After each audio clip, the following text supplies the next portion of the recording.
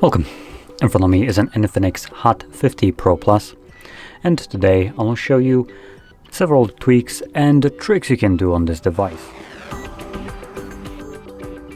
To get started, let's open up our settings, and we're going to navigate first to the personalization, and in here you'll have a bunch of different things that will allow you to just customize the look and feel of your phone.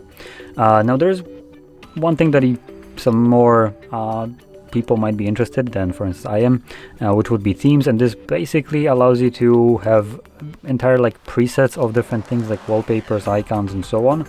I personally don't like that. I like to tweak everything myself, which rest of the options allow me to do so. But for the selected few people, probably majority, that want to use this, you also can navigate online and download some themes from there, and then choose them once you download them in here. I don't have any, so that's why there was nothing visible there outside of just the default one that comes with the phone. But scrolling further, we have the AI wallpaper generation, and this just allows you to straight up generate a wallpaper. If you're into that, you can obviously totally use that. Let's see what we have. I do have to say that the little thing that they have right here, this glass-like surface with the black text and dark images, is horrendous. I barely can read what's there. Generate based on image and generate based on text. So you can choose whichever one you want. Let's see if we do generate based on text. Okay, so we are kind of limited. It's not anything really. Okay, so we have styles, I guess. Okay, so let's try cyberpunk and style. Let's see what we can do here.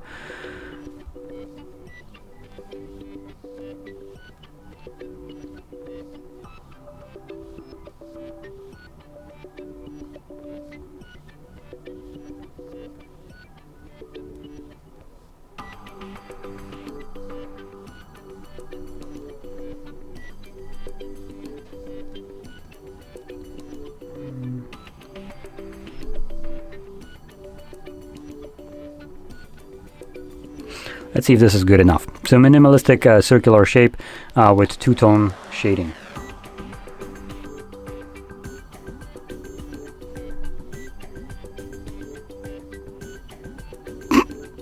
Okay.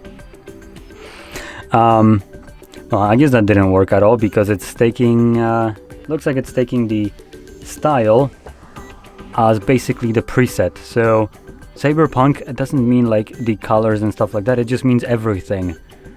So that's a little bit crappy, I would say, as it doesn't allow you to do too much in terms of, well, generation.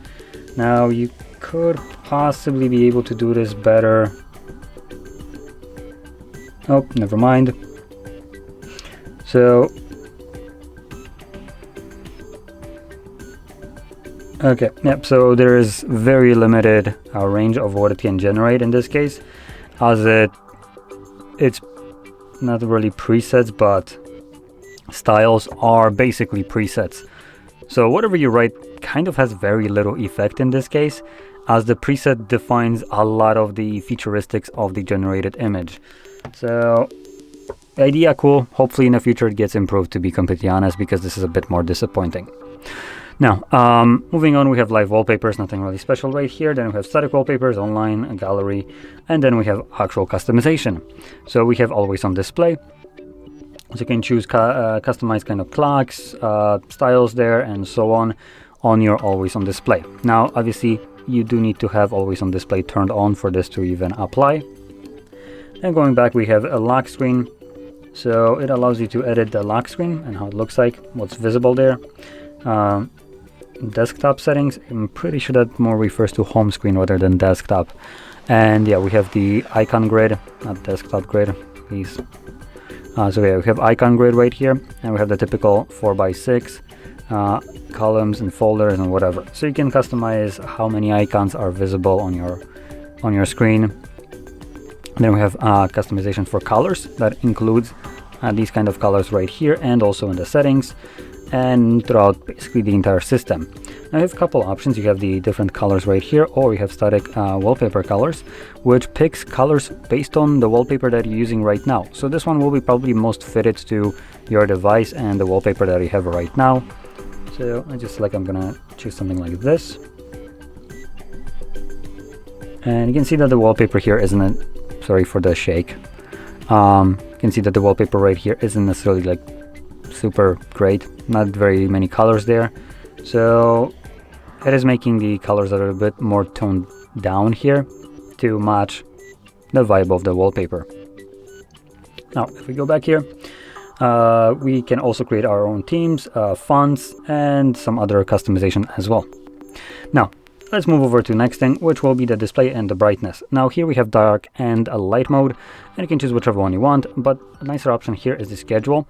So I personally find that the light mode is pretty good during specifically summer, during the daytime, as it's clearer to see compared to the dark mode. And the dark mode here will give you better battery life, as anything that is fully black, like almost everything on this screen apart from text and some images, is basically pixels being completely turned off, and because they're off, they don't consume energy, and that obviously will imply that you get better battery life. Now this is not like massive difference, as for the most part you get this kind of effect only in things like settings and so on, but for instance home screen, you get none of that almost, as everything here, almost everything, maybe the camera has pixels that are turned off, and maybe some of it are like right there in the corner, but for the most part, most of the display is just on. So it will get you better battery life the more kind of fully black things you have, like the settings right here, but all in all, you'll probably experience just a tiny bit of battery increase in terms of how slow it gets discharged. Now, like I was mentioning, you have the schedule mode right here, so you can set it so it automatically swaps between these modes based on either sunset to sunrise or custom timer. So this would give you this kind of option to have it permanent, or have both modes running at the same time, and don't need to worry about it. And during the daytime you can have it in light mode, during nighttime you can have it in dark mode. Now, scrolling further down, we have some eye care. So this is something that you might want to turn on during nighttime. As you can see, it makes the display look a bit more yellowish, so it's more comfortable to the eye if you are not fond of the kind of like blue light.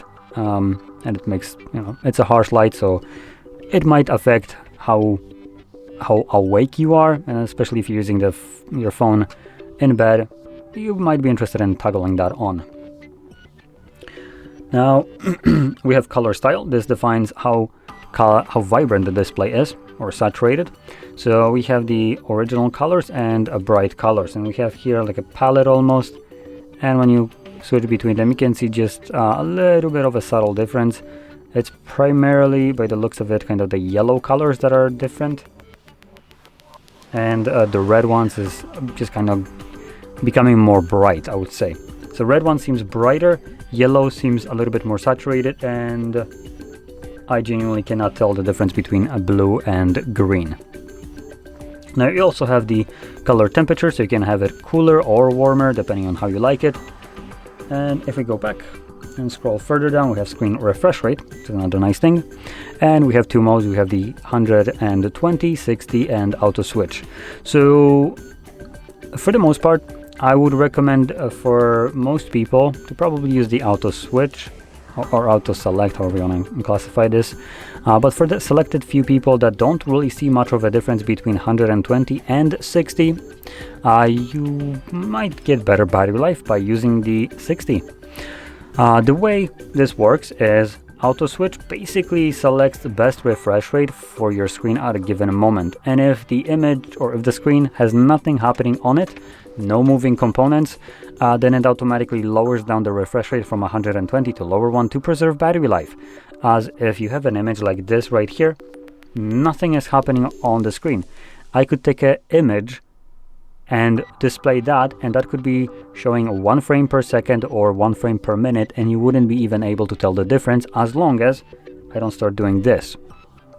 And with auto switch, it would go from that, for instance, 1 frame to instantly 120 to have that nice smooth motion. Now, if you don't see the difference between, for instance, this and this, in terms of scrolling, how choppy it becomes, then you might get better battery life by selecting the 60. If you can't see a difference between these two, like I said, then select the lower one, and it's not like you're going to be losing anything, as you can't really see the difference, and you'll get a better battery life, which probably is more important to you at that point. Anyway, moving on. See what else we got. We got this panel on the side right here, which I didn't want to show, so to whip it out. And here we have a bunch of applications. We can edit this at the bottom right here and add more or subtract applications from view here, and we can obviously quickly open them up. Vivo is a little bit more annoying in terms of this. There's several applications that don't allow split screen, which I think settings is actually one of them. Yep. So let's try to close this. Like this. Okay. Yes, I got it. Oh, there we go. There's next. Got it. Cool. So right now we have it open in pop-up view, and I'm pretty sure we should be able to. Okay, apparently we can do that. Not this. So it looks like we can't do a split screen like so from this panel, but we can open up applications in this pop-up view and we can move them around. We can also maximize them. And we should be able to minimize it. Oh, there we go. So you can see right now we can use our email right here. And this stays open. You can tap on it. As you can see, it just expands into a usable state, so I can actually interact with it. That's a pretty nice feature right here, I would say. And you also have a quick button to do the same thing from here, as you can see.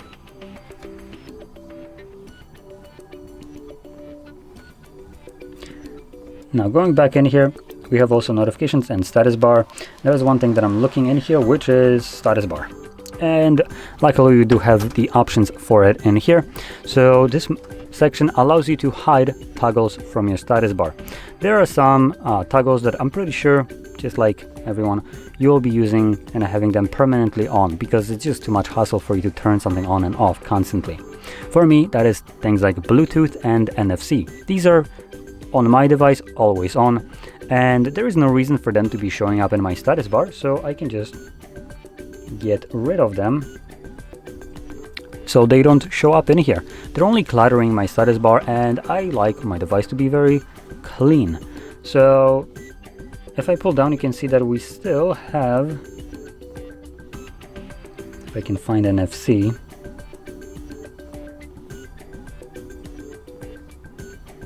guess I can't find it. I'm pretty sure NFC is still on, as that's kind of what the mode does. Just don't know where it is in general on this device. But right here, by having this toggled off, it's just not going to be showing up in my status bar, and that's about it. And you can also just extend it even further by getting rid of things like network speed, maybe even things like do not disturb mode. Let's see what else we have. Data saver, a little bit less impressive options. You can't, by the looks of it, hide everything. So for instance, there is no option to hide completely reception. In terms of battery percentage, we can hide it from showing it inside of the battery, but the battery stays. And then we have also notification method. This is another nice option. So here we have notification icon, app icon, number, or none. I do want to point out, I like the fact that they added this option right here. Not every phone has it. Most devices do have some notification kind of method displaying, but for the most part, it's either this option or like a dot or nothing. Some phones come with a number, which is something that I personally like, as it just gives you a number of how many notifications you have instead of the 3 notifications that usually fit in here, and then just like 3 dots to show you that you have more than that. So with the number, it just gives you, if you get 13 notifications, it's going to show you a number 13, and you're good to go. You know how many exactly notifications you have right now, which is pretty good. But anyway, this basically sums up all the tweaks and the tricks that I want to show you. So if you found this very helpful, don't forget to hit like, subscribe, and thanks for watching.